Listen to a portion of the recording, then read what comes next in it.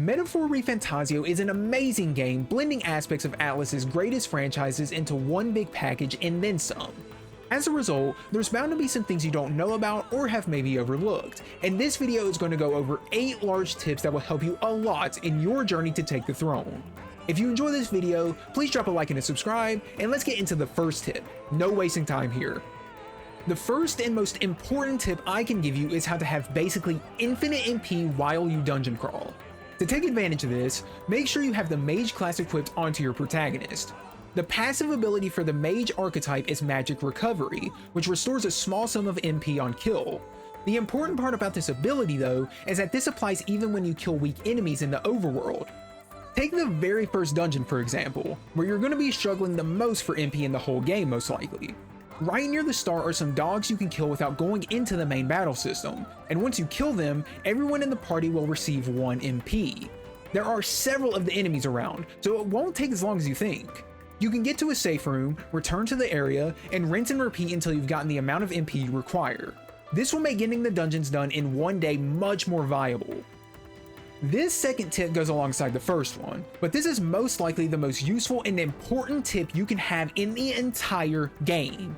Please, for the love of His Highness, do not sleep on the merchant class in this game.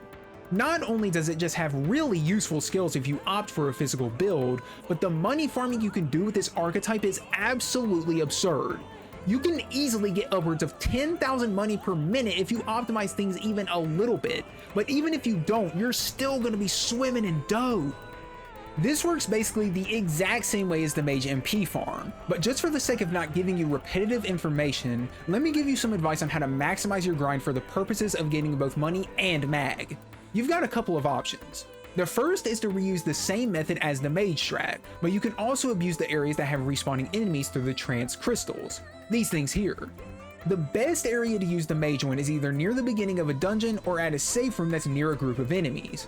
The best dungeon to do the first method is in the 4th major area's dungeon. I won't spoil anything, don't worry, but right near the beginning are a bunch of jobber bees you can one-shot with merchant, and within 30 to 40 seconds you can make 6,000 money and 500 mag. Within like 40 minutes of doing this, I got about 750,000 money and about 100,000 mag. So this is absolutely busted. After doing this, I never had to worry about it again. The second one is even more efficient than that though, and can be done in any dungeon basically. All you need to do is get to one of those trance crystals I mentioned earlier, and instead of attacking the core directly, just kill all of the enemies that spawn around it. This saves you from needing to go to a safe room or leave the dungeon to respawn the enemies, and you can even automate this if you have a turbo button. Choose mage, go to a corner, and have it spam the attack button. You'll kill any enemy that comes near you.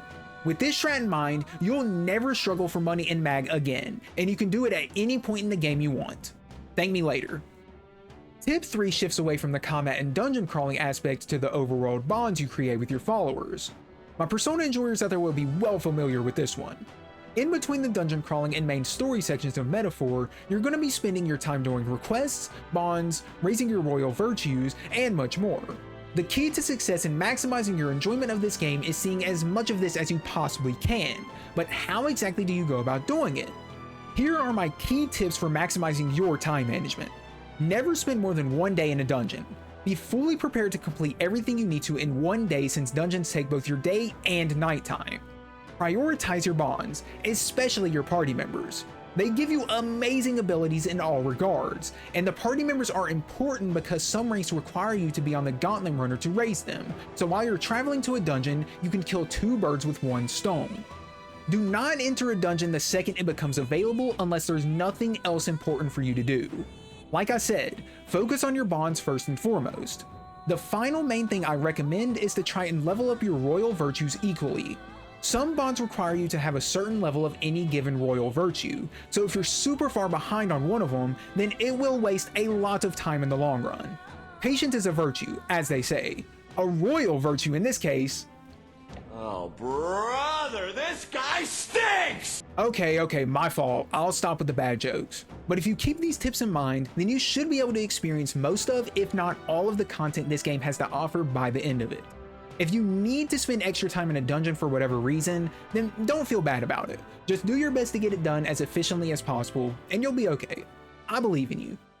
The fourth tip of this list is to utilize your archetypes in a way that will be beneficial to you in the long term. Try to focus on getting specific lineages of archetypes leveled on characters based on the stats they're strong in. For example, Stroll's main stat is Strength, so you want to prioritize using archetypes that revolve around physical attacks for him. If you put him on a mage, he's going to be doing way less damage. I also recommend maxing each character's archetype that they begin with, such as Hulkenberg's Knight lineage, and that's because it can be very useful in the late game. Besides those obvious factors though, the other important part that will help you master the archetype system is making use of the mastery level feature. Whenever you get an archetype to max level, which is 20, it will hit mastery rank. And once the mastery level overflows, it will give you an item that you can use to level up other archetypes anytime you want to. This is very useful to have when a new party member joins, or you get a new archetype that looks really fun and don't want to wait to level it up. The best way to take advantage of this is to put mastered archetypes onto your reserve characters. More likely than not, you're going to have to change your main party's lineup or archetypes, but your reserve members can still gain archetype XP after the fact, which can lead to you filling out the mastery levels without even doing anything. The more mastery levels you get filled out at once, the better, so just keep that in mind. This tip might seem very obvious to some, but if you really want to make the game less arduous for yourself, then please make use of the retry battle feature. You can use this for so many applications, and it makes your life so much easier. If you're about to die, retry battle. If you miss an attack, retry battle. If you need to steal an item from an enemy with Thief and it misses, retry battle. You find a treasure demon thingamabob and can't kill it in time, retry the battle. The best application of it is to find the enemy's weaknesses so you actually proceed the battle without, repelling something into yourself and killing yourself instantly. With how the press turn system is designed, having this at your disposal can make your life so much easier. You lose nothing from using it to your advantage. But hey, if you want to go into it blind, then I understand, because it can be really tedious. It's just something to keep in mind. This tip might sound absolutely ridiculous, but using the bathroom will give you good luck. Literally. On any day that is divisible by 5, if you go to the bathroom on the Gauntlet Runner, you will receive a free luck stat point and it won't even take any of your time. As far as I'm aware, there is nowhere in the entire game that tells you this information. You just have to randomly stumble upon it or have someone tell you, but luckily for y'all, I got your back. All I ask for in return for this beautiful information on using the toilet is a like and a subscribe. Thank you. Tip 7 goes alongside what I mentioned a moment ago, which are the stats. For your protagonist, you can choose whatever kind of build you want, and as a result, you need to delegate your stat rank up points properly. Here's my general advice. If you want to use magic, go for the magic stat. If you want to go physical, go strength. I personally don't put the stat points into anything else, but if you want to know what the other stats do, then let me explain. Endurance is how well your character can tank hits. Agility influences your dodge rate against attacks and your hit rate. And luck, I think it just increases your rate of getting rare items when you defeat enemies, but I could be wrong about that. For the sake of doing good damage, I really recommend going full strength or magic, but the choice is up to you at the end of the day. Something else very important to note though, is that around the point you name your protagonist, you're given some options on what your strengths are as a person.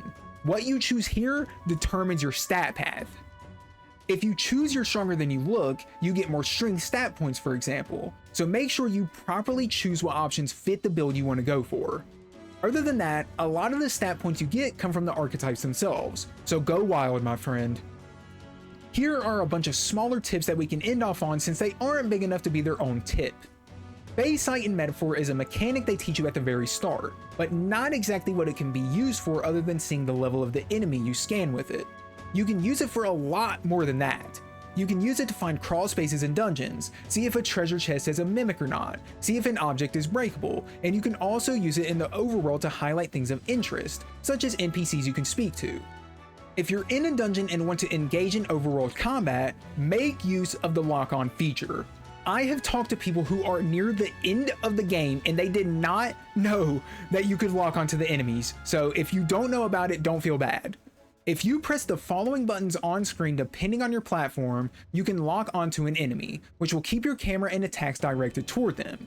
You can even do a lunge attack if you do it from a distance. This makes the flow of battle much better.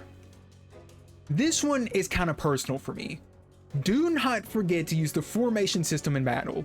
If you're up close, your melee attack rises and defense lowers. If you're far away, it does the opposite. Supports want to be in the back and your physical DPS characters want to be in the front row usually. Depending on the situation, make sure to vary the formations up as necessary. If an enemy charges an attack, it's probably a good idea to prioritize defense, I'm just saying. The final quickfire tip I will give is to not forget to use synthesis skills.